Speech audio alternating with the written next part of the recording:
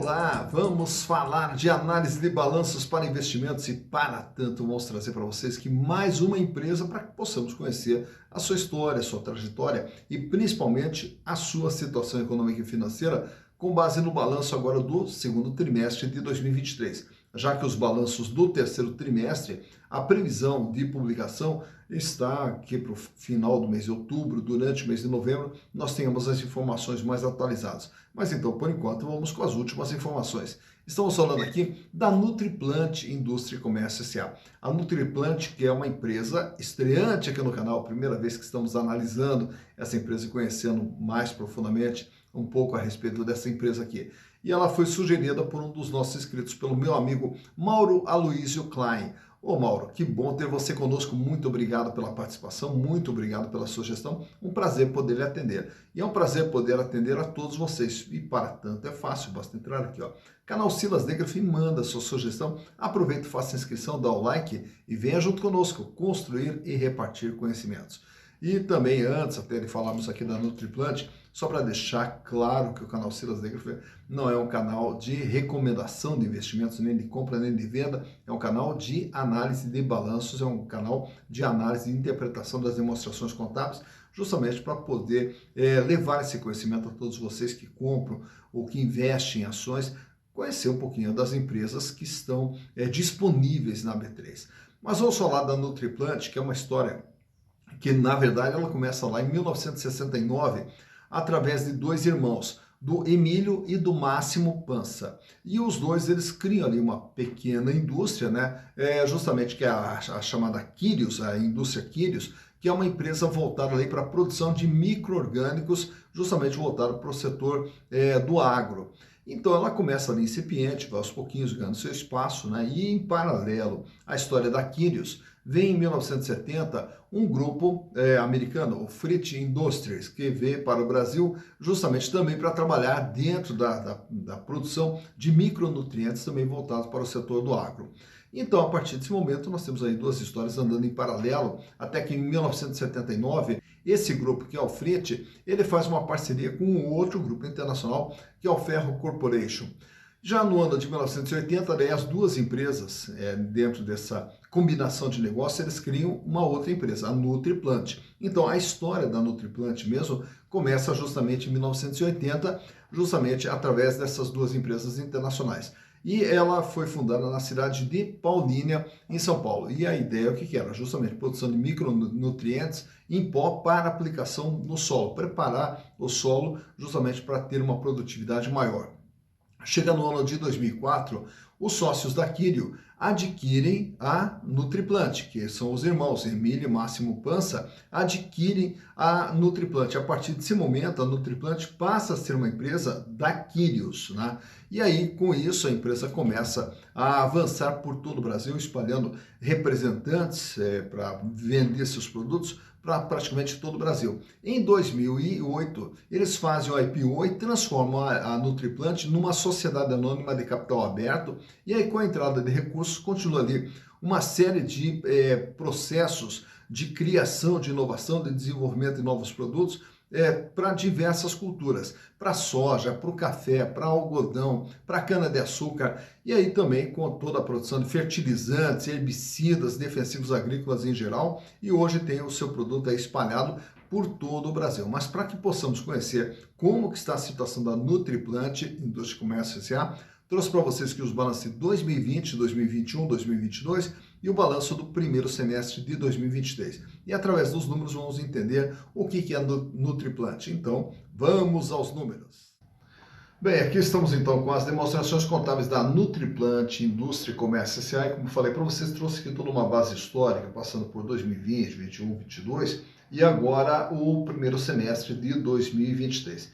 E para que possamos entender tudo o que vem acontecendo com a empresa, vamos começar lá pelo ano de 2020, onde no balanço nós temos aqui dois grupos, né, que é o ativo circulante, que é o capital de giro, formado pelo dinheiro que a empresa tem, os valores a receber, estoques, outros valores a receber de curto prazo, e o ativo não circulante, que é praticamente o capital fixo, exceto aqui o realizado a longo prazo, que ainda vai se converter em recursos, só que num prazo mais longo. E aí o restante é basicamente capital fixo. No ano de 2020, a Nutriplant registrava, dentro desse seu patrimônio todo, 66 milhões de reais.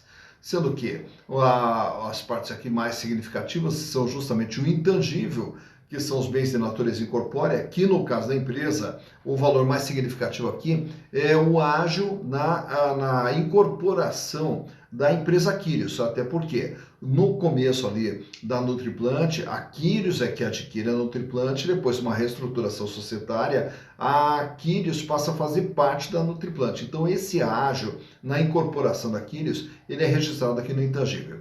E o imobilizado, máquinas, equipamentos e toda a estrutura de funcionamento da empresa, 11 milhões 716. Na parte de cima nós temos o capital de giro, 37 milhões de reais. 1.957.000 reais era a posição de caixa lá no ano de 2020, sendo que 10 milhões eram contas a receber e os estoques da Nutriplant totalizavam 14 milhões de reais. E aqui nos outros créditos, o valor mais significativo são os impostos a recuperar. Já no ano de 2021, a Nutriplant aumenta para 81 milhões de reais e esse aumento se dá no capital de giro, que agora totaliza 51 milhões de reais. O que nós temos aqui? Apesar de uma queda do volume de dinheiro em caixa para 726 mil reais, em compensação a empresa aumentou contas a receber para 12 milhões e 600 e os estoques que foram para 20 milhões de reais. Já em 2022, a empresa aumenta mais seu tamanho, agora é de 96 milhões de reais. E o capital de giro aumenta para 64 milhões. Também uma pequena queda no caixa, 662 mil reais, é quanto a empresa tinha de dinheiro em caixa, banco, aplicação, lá em 2022, e aumenta aqui o contas a receber para 15 milhões e também os estoques totalizando 29 milhões de reais. 6 meses depois, agora em junho, praticamente estável, a empresa permanece nos 96 milhões. E também uma estabilidade aqui no ativo circulante, no capital de giro, que fecha com 63 milhões, com uma participação aqui equivalente a 66% no ativo total. Melhorou um pouquinho a posição de caixa para 2 milhões e 400, aumenta também o contas a receber para 21 milhões e 600, em contrapartida temos a queda no volume de estoques para 21 milhões e 215. Olhando agora a parte de passivo, nós vamos observar agora quanto que a empresa usa de capital próprio e quanto que ela usa de capital de terceiros.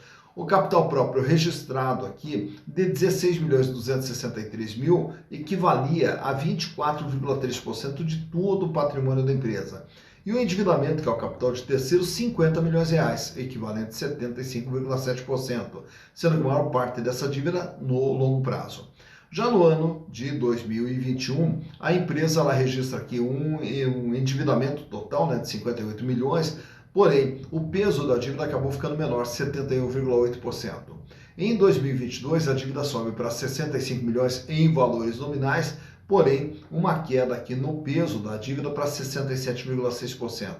E esse ano, uma pequena queda na dívida, 64 milhões, fazendo com que ela representasse 67,3% de todo o patrimônio. Portanto, a dívida que era de 75, 71, 67, 67. Já olhando os resultados produzidos pela Nutriplant, lá em 2020, ela faturou 75 milhões de reais. Em 2021, 128 milhões de reais. Em 2022, 174 milhões. E agora, em 6 meses desse ano, acumula 71 milhões de faturamento, o que nos dá uma projeção de pelo menos 143 milhões agora para 2023. Mais importante do que faturamento, essa linha de baixo, lucro líquido do exercício, que sai com 3 milhões e 400, aumenta para 6 milhões e 600, aumenta para 8 milhões e 300 e esse ano até junho acumula 202 mil reais apenas de lucro. A margem produzida pela empresa que era 4,6, 5,2, 4,8, esse ano vem trabalhando com uma margem de 0,3%. Naturalmente que aqui, no caso da empresa, nós temos aqui como agravante, ao olharmos a DRE, que o custo vem com 80, 84, 83, 84, praticamente estável, aqui entre 83% e 84%. O problema da empresa esse ano aqui é que a despesa, ela, depois de ter caído de 12 para 6,7, se mantida em 7, ela volta a subir para 12,4. Então esse aumento da despesa é que derruba a margem e, consequentemente, derruba o lucro. Bem como também, o outro agravante aqui é justamente a despesa financeira, que consome 3% do faturamento e aí impede também que a empresa tenha um lucro maior. Mas então, por aqui você vê como que vem se comportando o faturamento e, naturalmente, também os resultados produzidos pela Nutriplant. O que eu quero trazer para vocês aqui nesse quadro, como que está a situação financeira da empresa medido ali pela liquidez geral e pela liquidez corrente. A liquidez geral, que mede a capacidade de pagamento no curto, médio e longo prazo, o índice sai com 0,83, sobe para 0,96, sobe para 1,07 e praticamente fica estável agora esse ano em 1,05. Para cada R$1 de dívida, que ela terá que pagar no curto, médio e longo prazo, ela dispõe de R$1,05. Quer dizer, tem recursos para pagar toda a sua dívida sem problema nenhum. Tá? Não é uma folga financeira, mas ela tem recurso. Já a liquidez corrente, médio e curto prazo, dia a dia. Aí esse índice é bem melhor. Ele sai com 2,56, cai para 2,24, sobe para 2,45 e agora recua de volta para 2,25. Para cada R$1 de dívida que vence no dia a dia, a Nutriplant dispõe de R$ 2,25. Paga, sobra, tranquila a situação financeira da empresa. Já o endividamento, nesse outro quadro aqui, apresenta para vocês o tamanho e o comportamento da dívida da empresa ao longo desse período. O endividamento que lá em 2020 sai com 75,7, em 2021 cai para 71,8, em 2022 para 67,6 e agora vem trabalhando com 67,3%. De tudo que a empresa tem, ela deve 67,3%. Margem líquida, nesse outro quadro, é quanto que a empresa ganha depois de pagar os custos, despesas operacionais, resultado financeiro e impostos. Sobrava líquido e limpo para a empresa 4,6% em 2020. Essa margem sobe um pouquinho para 5,2% em 2021. Aí ela cai para 4,8% e esse ano vem trabalhando com uma margem baixinha, 0,3%, apenas como a gente viu há pouco na demonstração de resultados do exercício. O gráfico do meio, ele trata da rentabilidade do ativo, quanto que a empresa gera de ganho em relação a tudo aquilo que foi investido na sua atividade. Esse ganho sai com 5,13%, aumenta para 8,2% e em 2022 fecha com 8,6%. O terceiro gráfico que nós temos à direita está relacionado aos acionistas. Quem tinha as ações da Nutriplant nesses exercícios teve um ganho de 21,1% lá em 2020, 29,1% em 2021 e 26,5% em 2022. E ao falarmos de acionistas, nesse quadro aqui trago para vocês alguns indicadores relacionados às ações. Uma ação da Nutriplant vale patrimonialmente R$ 2,38. Porém, para você comprar essa ação, você vai pagar R$ 3,49. Então, repare que o valor de mercado está acima do valor patrimonial, o que nos dá um PVP, preço por valor patrimonial, de 1,47, que mostra que há um ágio na venda das ações da empresa de 47%. Lucro por ação nos últimos 12 meses, 27 centavos, o que dá uma rentabilidade para o acionista em torno de 7,74%. Dividendos por ação, não há histórico de distribuição de dividendos da empresa e a relação preço/lucro é de 12,93, quer dizer, praticamente 13 anos para você ter o retorno de seus investimentos através dos lucros gerados pela empresa. Free float, 26,15% das ações circulam livremente no mercado, fora da mão dos controladores. Porém, há que se ressaltar que é uma ação que ela tem uma liquidez baixa, um volume baixo de negociação na B3, razão pela qual você vai ter uma certa dificuldade para comprar ou para vender esse tipo de ação. E o tag along é de 100%, isso quer dizer que se a empresa for vendida, há uma garantia, né, de que o acionista minoritário será tratado da mesma forma que o majoritário em termos de oferta de valor na aquisição da empresa. Aproveito também e trago esse gráfico que é extraído do Google, mostrando aqui o comportamento do valor das ações dos últimos 5 anos. Lá em 2018, as ações eram cotadas na faixa de 33 centavos, 40 centavos. Em 2020, ela já passa a trabalhar dentro de um outro patamar ali, até 70, 80, 90 centavos. Ao chegar perto do final do ano, a ação ela dispara, daí já começa a trabalhar numa faixa de R$ 2,70.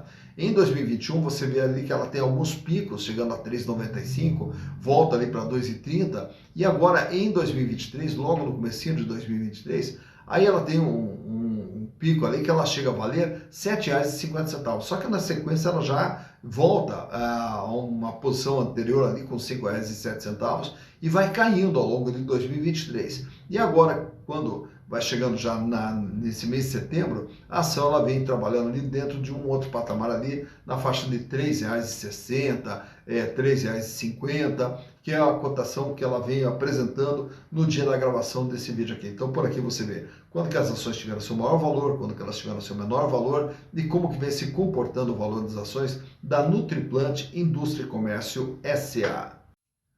Tá, então, mais uma empresa analisada, mais uma empresa conhecida, a Nutriplant Indústria e Comércio. Essa é uma empresa que, como eu falei para vocês, está estreando aqui no canal, primeira vez que estamos trazendo essa empresa. E agradeço imensamente a todos vocês, nossos inscritos aqui, que nos mandam todas as sugestões e aí nós vamos vasculhando tudo que tem dentro da B3 aqui para apresentar para vocês todas essas opções de investimentos. Mas claro que a opção de investimento ela se dá por uma série de critérios, uma série de estudos que você tem que fazer para saber se vale a pena, se não vale a pena investir numa empresa. E um dos critérios que tem é justamente, primeiro passo, saber se essa empresa gera lucro, se ela tem um histórico de geração de lucros, porque ao comprar ações, nós estamos entrando sócios de alguém e a ideia de investir é justamente construir patrimônio. Mas para construir o patrimônio, aonde você faz investimento tem que gerar lucro, é o lucro que vai fazer com que o patrimônio possa se desenvolver. E naturalmente que envolvemos também nesse processo de análise a parte financeira e a parte de endividamento justamente para avaliar os riscos que possamos ter dentro desses investimentos. E tudo isso você aprende numa ferramenta chamada análise de balanços, né? E a análise de balanço ela te fornece todas essas interpretações justamente para que você possa entender como que está sendo o desempenho de cada empresa. E para aprender a análise de balanço é muito simples, você de uma forma muito rápida, prática, didática e com um tempinho curto ali, você consegue aprender a analisar balanços e isso também com custo muito baixinho. Aqui no vídeo, na descrição, eu deixo o link de acesso à plataforma Hotmart, onde nós temos lá os nossos cursos de análise de balanço e também o curso de valuation, com todo o material de apoio também à sua disposição e bem como também todo o auxílio que nós damos aqui, que ficamos aqui à disposição para esclarecer dúvidas que porventura possam surgir, né? Então, para aprender a análise de balanço é muito simples, basta entrar na Hotmart lá, eu estarei esperando vocês por lá também. Dito isso, bons investimentos para vocês.